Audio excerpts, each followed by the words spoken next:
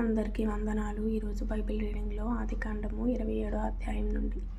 ఇస్సాకు వృద్ధుడై అతని కన్నులకు మంద దృష్టి కలిగినప్పుడు అతడు తన పెద్ద కుమారుడైన ఏశావుతో, నా కుమారుడా అని అతని పిలువగా అతడు, చిత్తము నాయనా అని అతనితో అనెను. అప్పుడు ఇస్సాకు, ఇదిగో నేను వృద్ధుడను, నా మరణ దినము నాకు తెలియదు, కాబట్టి నీవు దయచేసి నీ ఆయుధములైన నీ అంబుల పొదిని నీ విల్లును తీసుకొని అడవికి పోయి నా కొరకు వేటాడి మాంసము తెమ్ము. నేను చావక మునుపు నిన్ను నేను ఆశీర్వదించున్నట్లు నాకిష్టమైన రుచిగల భోజ్యములను సిద్ధపరిచి నేను తినుటకై నా యొద్దకు తెమ్మని చెప్పెను. ఇస్సాకు తన కుమారుడగు ఏశావుతో ఇట్లు చెప్పుచుండగా రిబ్కా వినుచుండెను. ఏశావు వేటాడి మాంసము తెచ్చుటకు అడవికి వెళ్ళెను. అప్పుడు రిబ్కా తన కుమారుడగు యాకోబును చూచి, ఇదిగో నీ తండ్రి నీ అన్నయైన ఏశావుతో, మృతి పొందక మునుపు నేను తిని యెహోవా సన్నిధిని నిన్ను ఆశీర్వదించున్నట్లు నా కొరకు మాంసము తెచ్చి నాకు రుచిగల భోజ్యములను సిద్ధపరచుమని చెప్పగా వింటిని. కాబట్టి నా కుమారుడా, నా మాట విని నేను నీకు ఆజ్ఞాపించినట్టు చేయుము.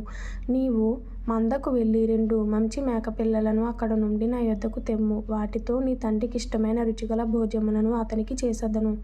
నీ తండ్రి మృతి పొందక ముందు అతడు వాటిని తిని నిన్ను ఆశీర్వదించున్నట్లు నీవు వాటిని నీ తండ్రి యొద్దకు తీసుకొని పోవాలనెను. అందుకు యాకోబు, నా సహోదరుడైన ఏశావు రోమము గలవాడు, నేను నున్నని వాడను గదా. ఒకవేళ నా తండ్రి నన్ను తడవి చూచును, అప్పుడు నేను అతని దృష్టికి వంచకుడనుగా తోచిన ఎడల నా మీదికి శాపమే గాని ఆశీర్వాదము తెచ్చుకొననని చెప్పెను. అయినను అతని తల్లి, నా కుమారుడా, ఆ శాపము నా మీదికి వచ్చునుగాక. నీవు నా మాట మాత్రము విని పోయి వాటిని నా యొద్దకు తీసుకొని రమ్మని చెప్పగా అతడు వెళ్ళి వాటిని తన తల్లి యొద్దకు తీసుకొని వచ్చెను. అతని తల్లి అతని తండ్రికిష్టమైన రుచిగల భోజ్యములను సిద్ధపరచెను. మరియు తన జ్యేష్ఠ కుమారుడగు ఏశావునకు సొగసైన వస్త్రములు ఎంట తన యొద్ద నుండెను గనుక రిబ్కా వాటిని తీసి తన చిన్న కుమారుడగు యాకోబునకు తొడిగించి ఆ మేకపిల్లల చర్మములతో అతని చేతులను అతని మెడ మీద నునుపు భాగమును కప్పి తాను సిద్ధపరచిన రుచిగల భోజ్యములను రొట్టెను తన కుమారుడగు యాకోబు చేతికి ఇయ్యగా అతడు తన తండ్రి యొద్దకు వచ్చి నా తండ్రి అని పిలువగా అతడు, ఏమి నా కుమారుడా, నీవెవరవని అడిగెను. అందుకు యాకోబు, నేను ఏశావు అను నీ జ్యేష్ఠ కుమారుడను. నీవు నాతో చెప్పిన ప్రకారము చేసి ఉన్నాను. నీవు నన్ను దీవించుటకై దయచేసి లేచి కూర్చుండి నేను వేటాడి తెచ్చిన దానిని తినుమనెను. అప్పుడు ఇస్సాకు, నా కుమారుడా, ఇంత శీఘ్రముగా అది నీకెట్లు దొరికినని అడుగగా అతడు, నీ దేవుడైన యెహోవా నా ఎదుటికి దాన్ని రప్పించుట చేతనే అని చెప్పెను. అప్పుడు ఇస్సాకు, నా కుమారుడా, నీవు ఏశావును నా కుమారుడవో కావో, నేను నిన్ను తడవి చూచెదను, దగ్గరకు రమ్మని చెప్పెను. యాకోబు తన తండ్రి అయిన ఇస్సాకు దగ్గరకు వచ్చినప్పుడు అతడు అతని తడవి చూచి, స్వరము యాకోబు స్వరము గాని చేతులు ఏశావు చేతులే అనెను. యాకోబు చేతులు అతని అన్నయైన ఏశావు చేతుల వలె రోమము గలవైనందున ఇస్సాకు అతనిని గుర్తు పట్టలేక అతనిని దీవించి, ఏశావు అను నా కుమారుడవు నీవేనా అని అడుగగా యాకోబు, నేనే అనెను. అంతటా అతడు, అది నా యొద్దకు తెమ్ము, నేను నిన్ను దీవించినట్లు నా కుమారుడు వేటాడి తెచ్చినది తిందుననెను. అతడు తెచ్చినప్పుడు అతడు తినెను. ద్రాక్షారసము తేగా అతడు త్రాగెను. తరువాత అతని తండ్రి అయిన ఇస్సాకు, నా కుమారుడా, దగ్గరకు వచ్చి నన్ను ముద్దు పెట్టుకొమ్మని అతనితో చెప్పెను. అతడు దగ్గరకు వచ్చి అతని ముద్దు పెట్టుకొనెను.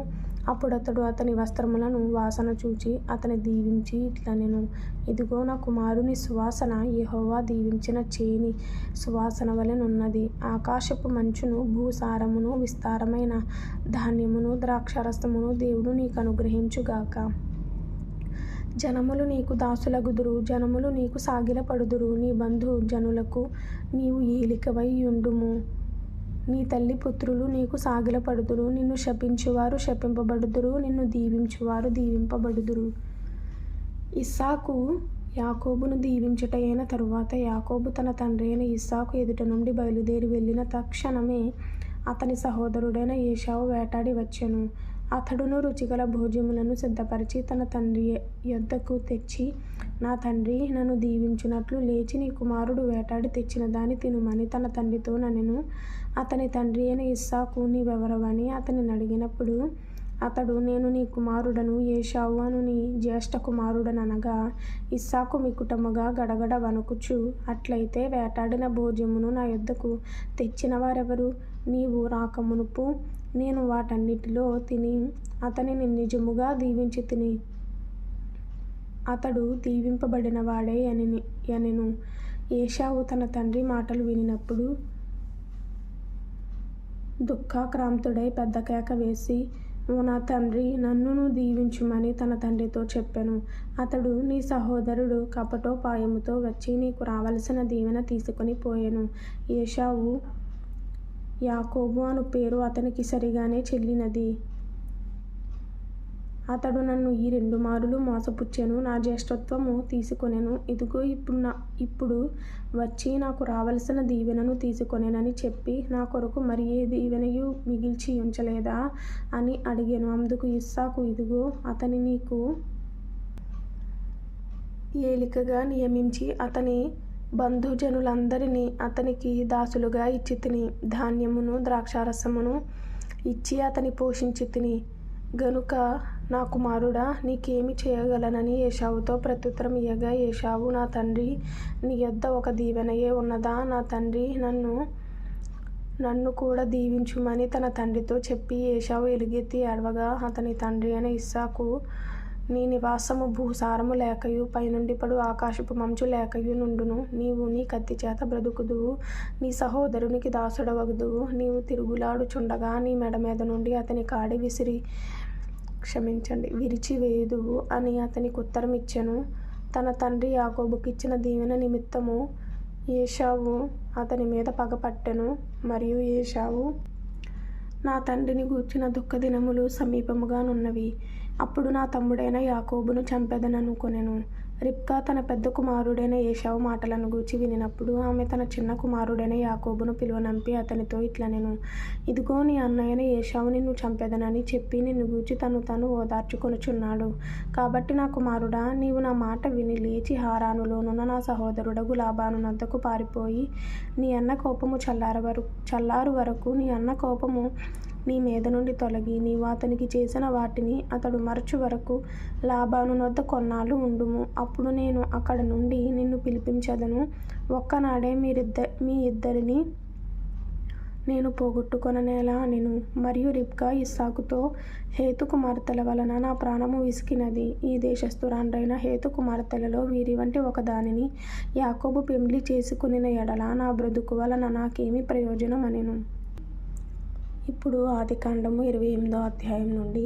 ఇస్సాకు యాకోబును పిలిపించి, నీవు కనాను కుమార్తెలలో యవతెను వివాహము చేసుకొనకూడదు. నీవు లేచి పద్దనరాములోనున్న నీ తల్లికి తండ్రి అయిన బెతూయేలు ఇంటికి వెళ్ళి అక్కడ నీ తల్లి సహోదరుడగు లాబాను కుమార్తెలలో ఒకదానిని వివాహము చేసుకొనుమని అతనికి ఆజ్ఞాపించి, సర్వశక్తిగల దేవుడు నిన్ను ఆశీర్వదించి నీవు అనేక జనములగునట్లు నీకు సంతానాభివృద్ధి కలుగజేసి నిన్ను విస్తరింపజేసి నీవు పరవాసివైన దేశమును అనగా దేవుడు అబ్రాహామునకిచ్చిన దేశమును నీవు స్వాస్థ్యముగా చేసుకొనున్నట్లు ఆయన నీకు అనగా నీకును నీతో కూడా నీ సంతానమునకును అబ్రాహామునకు అనుగ్రహించిన ఆశీర్వాదమును దయచేయునుగాక అని అతని దీవించి యాకోబును పంపివేశెను. అతడు పద్దనరాములోనున్న సిరియావాడగు బెతూయేలు కుమారుడును యాకోబు ఏశావుల తల్లియగు రిబ్కా సహోదరుడునైన లాబాను నద్దకు వెళ్ళెను.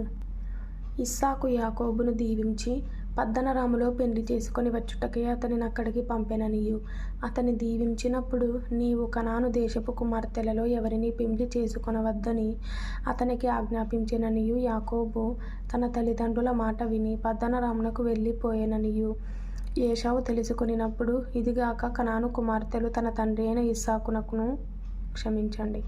ఇస్సాకునకు ఇష్టురాండ్రు కారని ఏశావునకు తెలిసినప్పుడు, ఏశావు ఇష్మాయేలు నొద్దకు వెళ్ళి తనకున్న భార్యలుగాక అబ్రాహాము కుమారుడైన ఇష్మాయేలు కుమార్తెయు నెబాయోతు సహోదరియునైన మహలతును కూడా పెండ్లి చేసుకొనెను.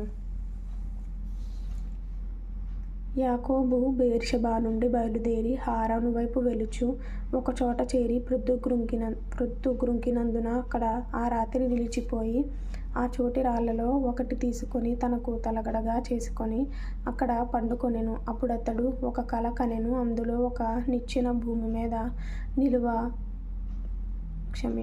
నిలుపబడి ఉండెను. దాని కొన ఆకాశమునంటెను. దాని మీద దేవుని దూతలు ఎక్కుచు దిగుచునుండిరి. మరియు యెహోవా దానికి పైగా నిలిచి, నేను నీ తండ్రి అయిన అబ్రాహాము దేవుడను, ఇస్సాకు దేవుడైన యెహోవాను. నీవు పండుకొనియున్న ఈ భూమిని నీకును నీ సంతానమునకును ఇచ్చెదను. నీ సంతానము భూమి మీద లెక్కకు ఇసుక రేణువుల వలె నగును. నీవు పడమటి తట్టును, తూర్పు తట్టును, ఉత్తరపు తట్టును, దక్షిణపు తట్టును వ్యాపించెదవు. భూమి యొక్క వంశములన్నీయు నీ మూలముగాను నీ సంతానము మూలముగాను ఆశీర్వదింపబడును. ఇదిగో నేను నీకు తోడైయుండి నీవు వెళ్ళు ప్రతి స్థలమందు నిన్ను కాపాడుచు ఈ దేశమునకు నిన్ను మరల రప్పించెదను. నేను నీతో చెప్పినది నెరవేర్చు వరకు నిన్ను విడువనని చెప్పగా, యాకోబు నిద్ర తెలిసి నిశ్చయముగా యెహోవా ఈ స్థలమందున్నాడు, అది నాకు తెలియకపోయెననుకొని భయపడి, ఈ స్థలము ఎంతో భయంకరము, ఇది దేవుని మందిరమే గాని వేరొకటి కాదు, పరలోకపు గవని ఇదే అనుకొనెను.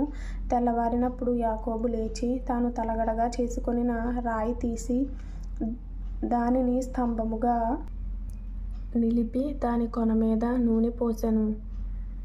మరియు అతడు ఆ స్థలమునకు బేతేలను పేరు పెట్టెను. బేతేలు అనగా కింద ఫుట్నోట్లో దేవుని మందిరము. అయితే మొదట ఆ ఊరి పేరు లూజు. అప్పుడు యాకోబు, నేను తిరిగి నా తండ్రి ఇంటికి క్షేమముగా వచ్చినట్లు దేవుడు నాకు తోడయుండి నేను వెళ్ళుచున్న ఈ మార్గములో నన్ను కాపాడి తినుటకు ఆహారమును ధరించుకొనుటకు వస్త్రములను నాకు దయచేసిన యెడల యెహోవా నాకు దేవుడయుండును. మరియు స్తంభముగా నేను నిలిపిన ఈ రాయి దేవుని మందిరమగును. మరియు నీవు నాకిచ్చు యావత్తులో 10వ వంతు నిశ్చయముగా నీకు చెల్లించేదనని మొక్కుకొనెను.